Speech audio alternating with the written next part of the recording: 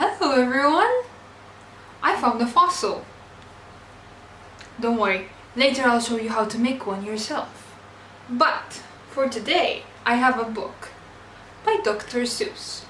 It is about dinosaurs and it's called Oh Can You Say Di-no-saur? I'm going to show you how to make a fossil like the one I did. It's very simple. Let's go!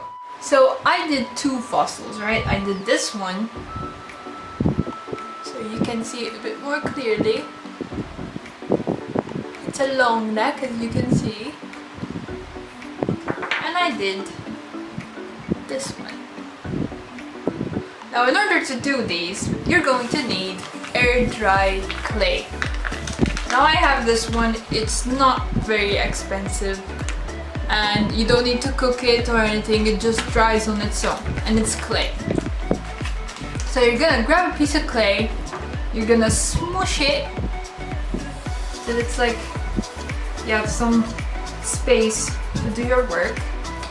And then you're gonna grab a dinosaur toy, grab your favorite. Let's see, what should I do? Let's pick this one, because he has a pointy back.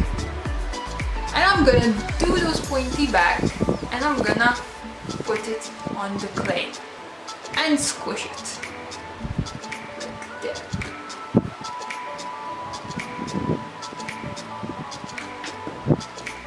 And there we have the holes from the pointy dinosaur. Now you have to wait 2 days for the clay to dry, and once it dries, it will become like this. It's very hard. And it'd be very fun if you can go out and cover it with soil to make it look even more realistic.